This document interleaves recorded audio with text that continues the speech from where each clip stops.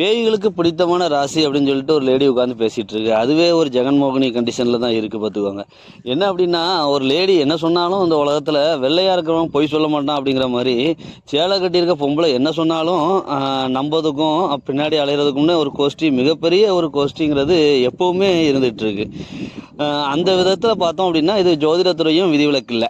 பேய்களுக்கு பிடித்த ராசிகள் அப்படின்னு சொல்லிட்டு மீனராசி, கடகராசியில ஆயில்ய நட்சத்திரம், விருச்சக லக்னம்னு சொல்லி வாய்க்கு வந்ததெல்லாம் அடிச்சு விட்டுட்டு இருக்கு.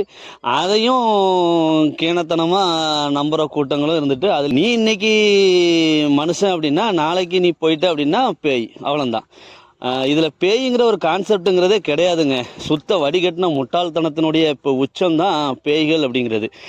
உடலோடு இல்லாத ஆன்மாக்களுக்கு இந்த புவியில இடம் கிடையாது. இதை ஒரு சரியான புரிதலோடு நமக்கு வேணும் அப்படின்னா, ஆன்மா என்பது உயிர்களாக பிறப்பதற்கு காரணம் அப்படின்னா அதனுடைய கர்மாவை கழிப்பதற்கு மட்டும்தான். அது ஃபுல்ஃபில் ஆகும்போது அடுத்த செகண்டே வந்து பார்த்தீங்க அப்படின்னா அந்த ஆன்மா இங்கேருந்து விடுபட்டுரும். இதுதான் கான்செப்ட்டுங்க, சரிங்களா? அதை விட்டுட்டு அங்கே ஒருத்தன் ஆக்சிடென்ட் ஆகிட்டான், அங்கே தலை இல்லாமல் சுற்றுறேன், இங்கே கை இல்லாமல் சுற்றுறேன் அப்படின்லாம் சொல்லிட்டு இந்த மாதிரி நிறைய போலி சாமியார்கள் தான் எல்லா மதங்கள்லையும் அலைவானுங்க. இப்போ பார்த்தீங்க அப்படின்னா ஜோதிடரும் இதை கையில் எடுத்திருக்கானுங்க. அதுவும் ஒரு லேடி என்ன சொன்னாலும் நம்புவா அப்படின்னா, அப்போ அவள் வந்து அந்த ஃப்ராடை துணிஞ்சு சொல்கிறதுக்கு தயாராகிட்டா. நிறைய மூடர்கள், நிறைய இந்த மாதிரி அறவைக்காட்டுத்தனங்கள் நிறைய சுத்திட்டு அலையுது.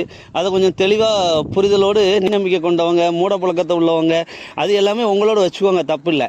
ஆனால் அதை தேவையில்லாதம ஜோதிடத்துக்குள்ளே போட்டு திணிச்சு கொள்ளாதீங்க. ஏற்கனவே ஜோதிடங்கிறது குத்துயிரும் கொலவீரமாக தான் இருக்குது. அதில் இந்த மாதிரிலாம் ஃப்ராடை விடுறதுக்குன்னு சொல்லிட்டு எங்கேருந்து தான் இவ்வளோலாம் வாராளோ தெரில.